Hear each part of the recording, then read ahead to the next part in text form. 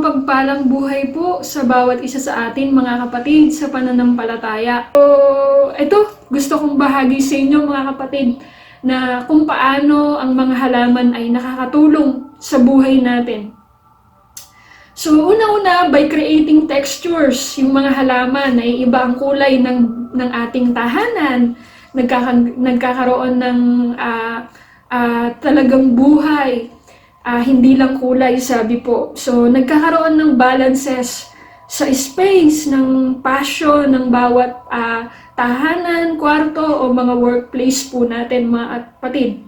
Pero katulad daw po ng Miss Universe, hindi lang po ganda ang meron ng mga halaman. Hindi lang yung ganda ng kanilang mga dahon at ganda ng kanilang mga bulaklak. There's more pa po na binibigay sa atin ng mga halaman. At ito yung binibigay sa atin ng purpose ng Diyos kung bakit ipinanim sila ng Panginoon. And gusto kong ipaalala sa bawat isa, ang Panginoon ang gardener. God is the gardener.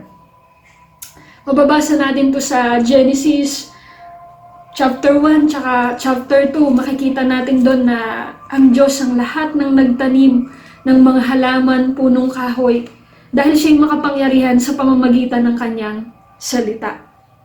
Pinapamahala niya sa tao ang lahat ng uri ng halaman, maliit man, namumunga o hindi, malaki, lahat ng ito ay pinapamahala niya sa mga tao.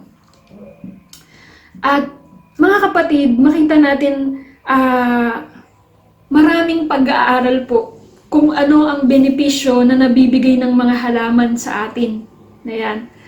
Siguro kung hindi ka pa nagsisimula na mahalin ng mga halaman, pagkatapos nito mapanood mo na ito, at lalo na kung nagsimula ka na tinatawag na plantito o plantita, kahit yung mga lola, lolo, lahat po tayo ay pwede tayong maging God steward ng Panginoon sa kanyang mga halaman. Pinrove na po ng maraming mga pag-aaral sa siyensa at ng mga medisina kung gaano nakakatulong sa tao ang halaman. Ayan. So, they've been proven to reduce stress. Ayan. So, mapapanood nyo sa Itbulaga na tinakal din sa bawal judgmental yung mga plantito-plantita. Ang more on ng kwento nila, talagang nalungkot sila at nakaramdam sila ng depression yung iba nung pagkatapos na mawala yung kanyang kasintahan o kanyang kabiyak. Halaman yung naging sandalan niya. So talagang nag-ipon, yung iba binibili pa sa ibang bansa. Kasi sabi po, pinrove na nagre-reduce ito ng stress at nagbibigay ang halaman sa atin na it lowers, sabi po rito, heart rate.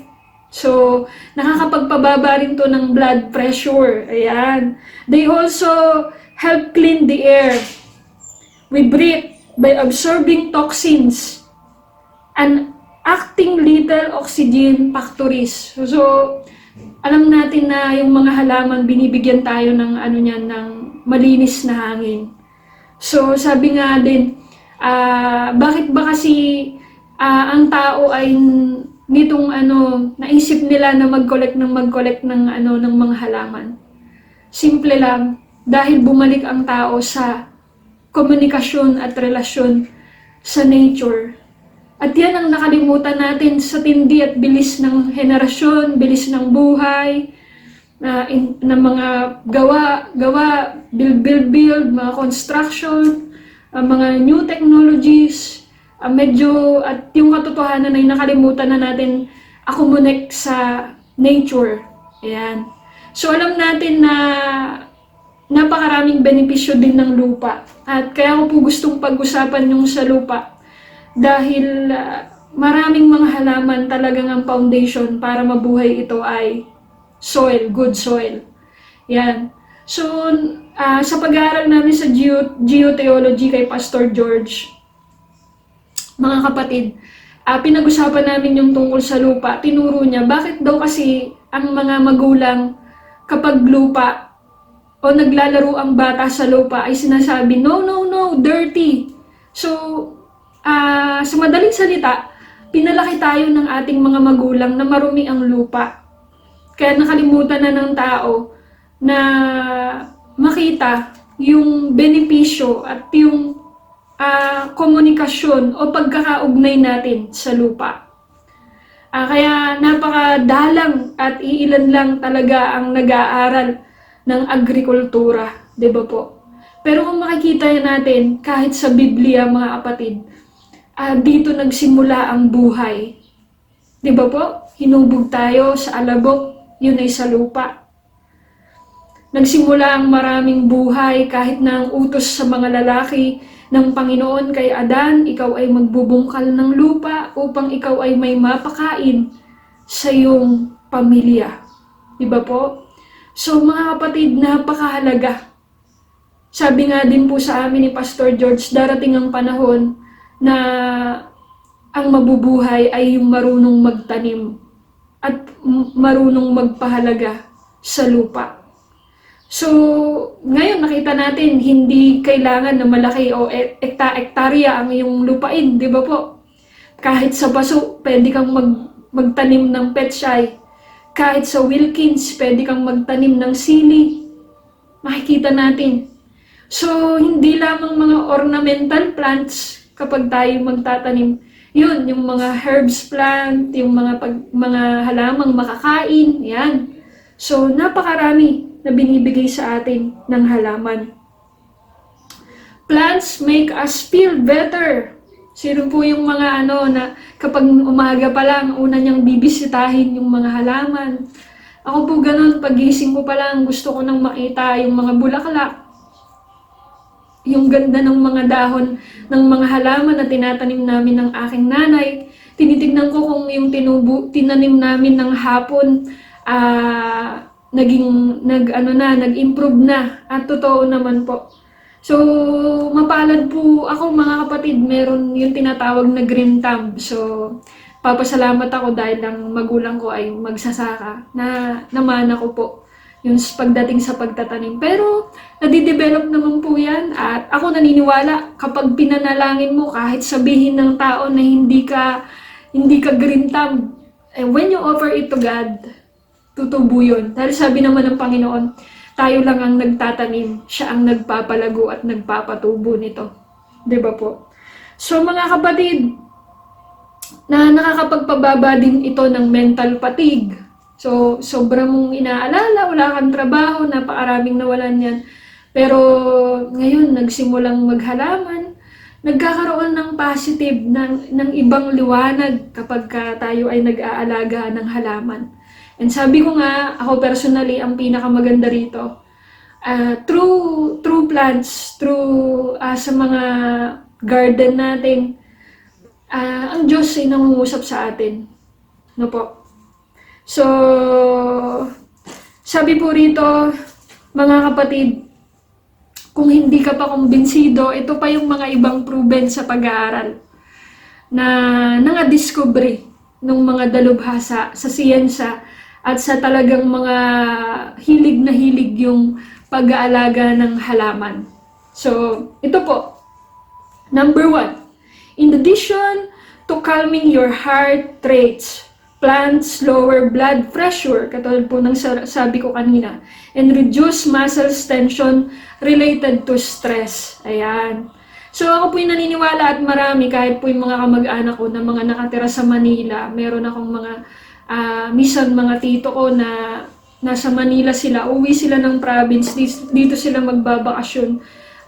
Magkukwento sila dahil nga daw may sakit sila, o-opera nila. Pero pag umuwi sila ng province dahil nga maraming puno dito sa amin sa bukid, nararamdaman nila yung ibang lakas ng kanilang pangangatawan. So, napakaganda po mga kapatid nung binibigay ng mga halaman, mga puno sa atin. Totoo po ito.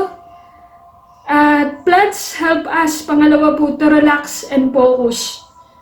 Lending to increase productivity, creativity, idea, generation, and problem-solving conflicts. Ayan. So, maraming naitutulong talagang halaman. Una, nire-relax ka niya. Binibigyan niya ng calming peace yung kalooban mo. Subukan mo. Subukan mo kasi, kapatid. Malalaman mo ng totoo.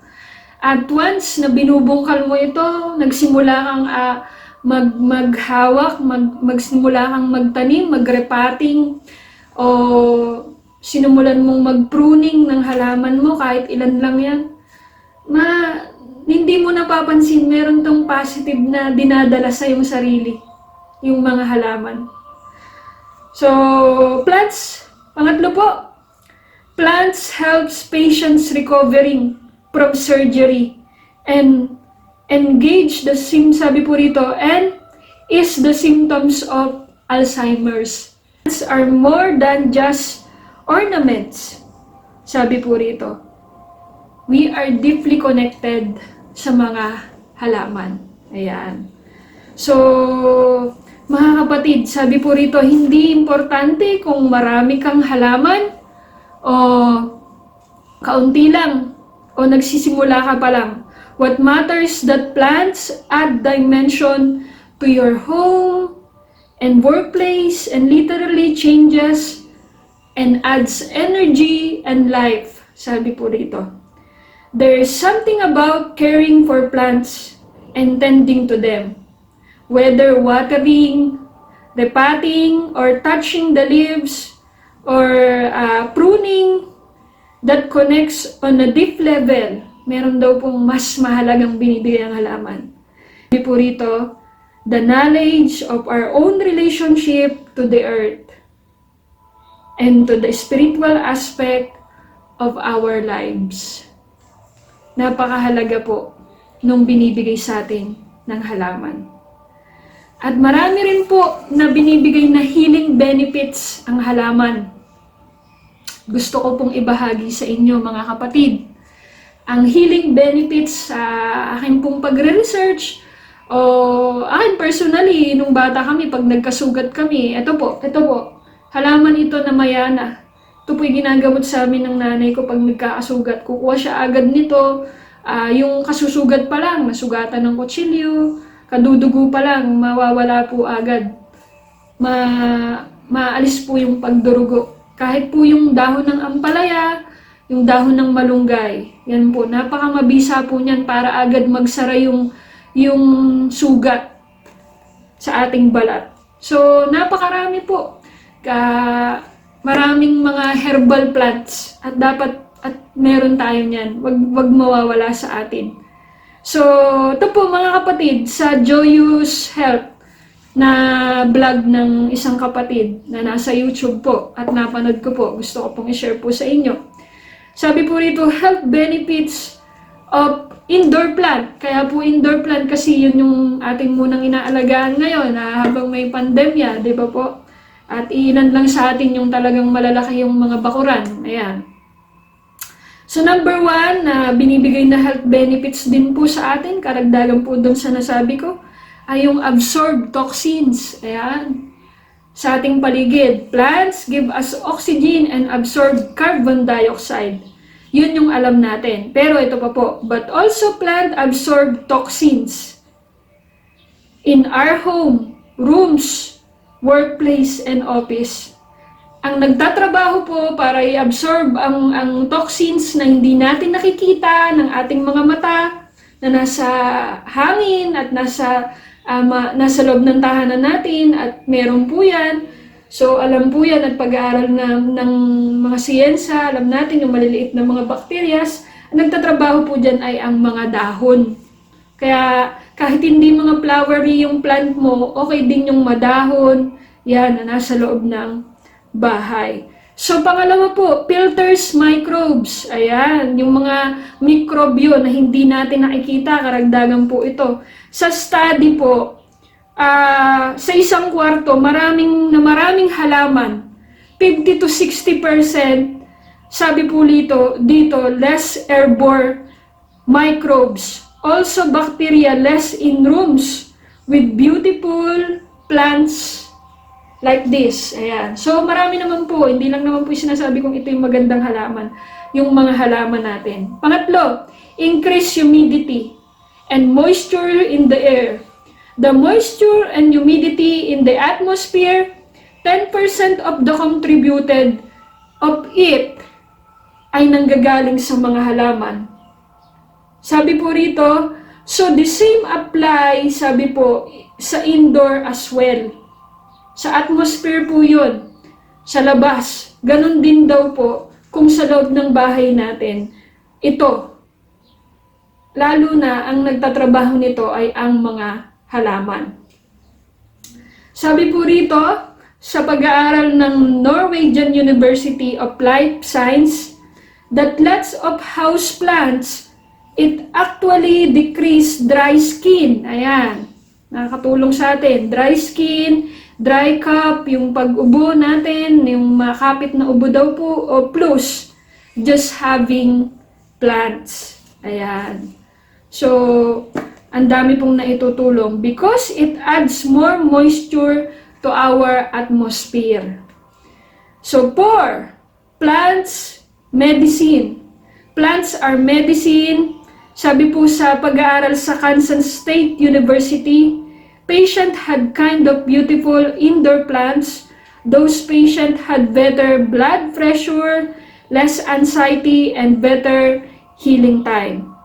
Sabi po rito, kapag daw may kilala tayong mga pasyente, dadalawin natin, dalhan natin ng halaman. Pero make sure na hindi sila allergy o wala silang allergy sa halaman na yon at hindi ito nagdudulot para i-invite yung mga insects. So, number 5 po, improve workspace. Ayan. Improve working environment. Ayan. Hindi masyadong pale o ganun lang yung meron sa workplace mo. Maglagay ka daw ng halaman. So, improve working environment. Improves your memory. Siyempre, nagkakaroon ng positibong binibigay sa'yo ito. Improves concentration. And it helps to more productive. Ayan. So, yun po yung binibigay sa atin ng halaman. So, ngayon po, bago po ako magtapos, mga kapatid sa pananampalataya, nais ko pong sabihin kung ano yung sinasabi ng Diyos sa atin tungkol sa Biblia at dapat tayong maging kung ito yung binibigay sa atin ng halaman, ano naman yung maibibigay natin sa halaman as entrusted God's steward ng ating Panginoon. Alam natin na nitong pandemya, dahil nabawasan yung pagbibiyahe, maraming pollution yung na-decrease, pero nag-increase yung healing through nature, yung natural resources. Alam natin yan. At napakaraming mga video, pictures sa mga bundok na dati na nakakalbo. Nitong lockdown, yung Lord nagbuhos siya ng madalas na ulan. Kami nga po nagpapasalamat. May mga tanim kami na mga halaman. Yun yung nagsusustain sa amin, mga gulay namin. Nagtataka yung nanay ko, kaani lang namin, kinabukasan, meron na naman, napakarami na naman. Dahil sa biyaya ng ulan na pinagkakaloob ng Panginoon, balance po talaga ang Diyos, lalo't na napakabuti niya sa maraming bagay sa atin. God is our gardener.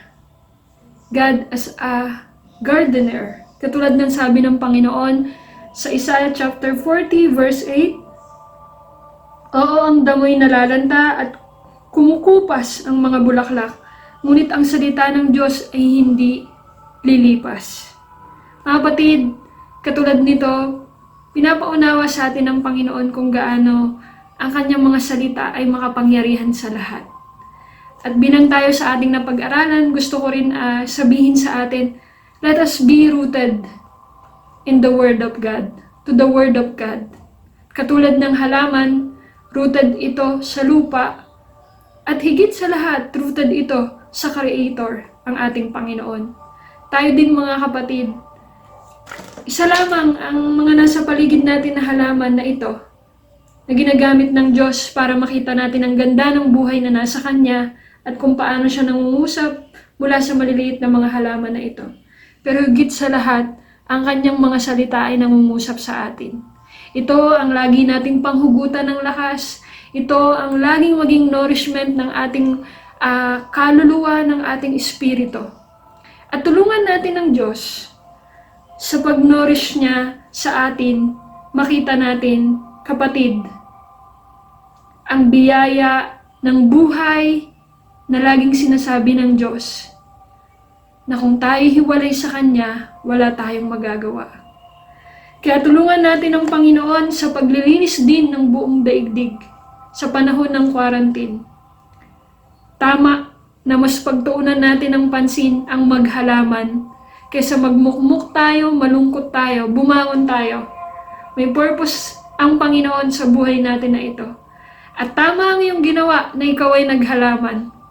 Dahil mula diyan, mas lalong nakikita ang mukha ng Diyos na nangungusap sa iyo.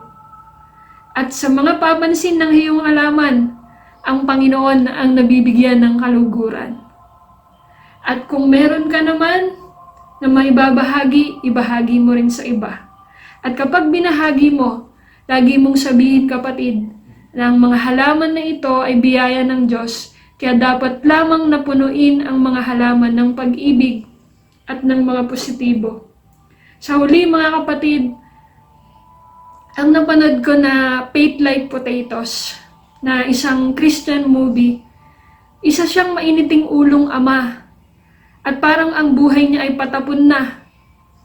Ngunit nang makilala niya ang Panginoon, kaya po Faith Like Potatoes, sa kanyang maisan at sa kanyang mga pananim, dun siya nagpapahinga at nagbabasa ng Biblia. Faith Like Potatoes dahil nasa process. Ang hirap nung panahon nila na magtanim ng patatas at napakadalang na ito ay mabuhay nung panahon doon.